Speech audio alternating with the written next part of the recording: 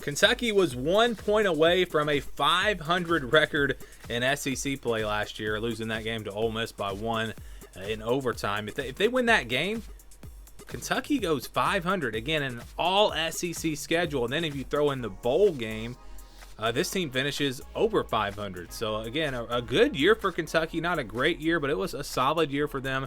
And looking ahead to 2021, let's project what their record could be. Again, this is the schedule, a schedule that is not too tough. If you're new to this series, this is how we do this. We kind of group these games together. If it's a 50-50 game, we're going to leave it in white. That's a game that I think could really go either way.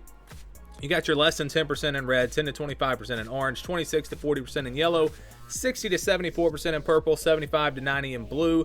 If it's over 90%, it's going to be in green, and that's where we're going to start. So the easy wins on this schedule for Kentucky, I think you've got some.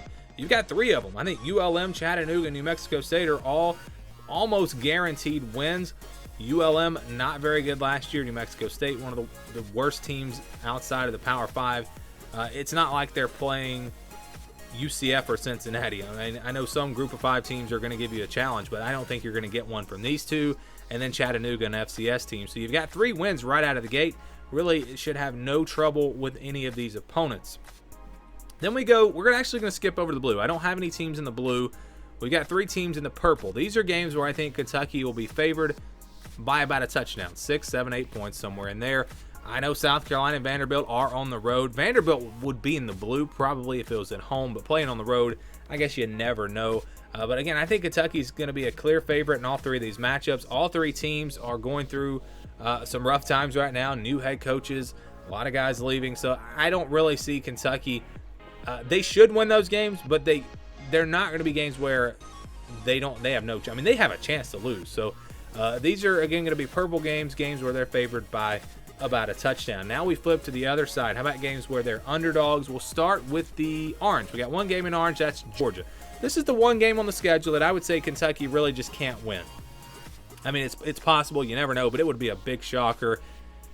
And that's kind of crazy to think about. If Kentucky winds up having a really good year and they're better than maybe we think, there's a possibility this team could go 11-1, and that would just be, again, crazy. But again, every other game on this schedule there's a chance for them to win outside of, I think, Georgia. So this is the 1 loss. The games where I think, though, they're going to be pretty clear underdogs, about a touchdown underdog, you've got a couple of those games, Florida and LSU. So again, from Florida to Georgia, the toughest 3 games on their schedule are all 3 in a row. That is very, very tough. I think they'll have a shot against Florida, a shot against LSU, but they're going to be about a touchdown underdog. It's kind of the reverse of the purple. Instead of being a touchdown favorite, they'll be about a touchdown underdog. And again, I think they will clearly be underdogs in both of those matchups, but they're not so much that they can't win them. They'll have a chance, I think, in both of those games. And that leaves Missouri, Mississippi State, and Louisville. These are the swing games. These are the games that I think could really go either way.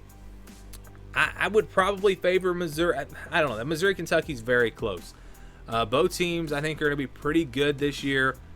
It's one that I really just don't want to predict right now. And again, this is not an official prediction. It's simply a projection. I know Missouri beat them last year, but this year it's going to be at home for Kentucky. So I guess you never know. It's a tough one to pick.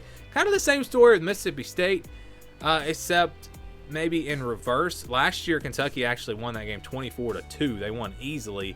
But this year, they're going to go on the road. So that's going to be a tougher matchup. I mean, those 2 games right there are the definition of 50-50 games. I mean, they really could both go either way.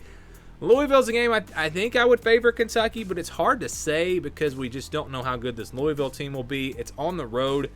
I know Kentucky has really dominated that series as of late, but it's still a rivalry, and you still never know. So those 3 games, to me, are the swing games. Those are the games that will determine if Kentucky has a pretty good year or a really good year. Because if they win all 3 of those and take care of business in their other games, they're looking at 9-3. And that would be, again, a really, really good year for the Wildcats. So how about the projection? This is what we do. We count the blue and the green, which you don't have any blue here, but the green we count as a win. We count the orange as a loss. Then we average the other games out. With yellow, it'll be 40%. White, it'll be 50%. And then purple will be 60%, and we just average those numbers out. It's just a kind of a formula that I made to do these projections. And again, this is not a prediction, simply just a projection based on the schedule. And when you do that math, the projection for Kentucky comes out to be 7-5. So 7-5, I think, is a pretty fair assessment for this team. Really, it comes down to 8 games. You've got 3 we think they're going to win. You got 1 they're going to lose. It comes down to those other 8 games. And the projection would pretty much have them splitting those. You got some you'll be favored in, some you'll be an underdog, some that are really 50-50 games. And so the projection would put them really splitting those games and going 4-4 in those matchups, finishing the season off 7-5, which would not be a great year, but still a pretty solid year. And I think we've come to expect Kentucky to do this every year. They're a 7-5, 8-4 team every year, it seems like. Mark Stoops has done an excellent job with this Kentucky program. And I think 7-5, well, once again, is going to be an expectation, but it's a low projection because I think they have a chance to maybe even do better than that.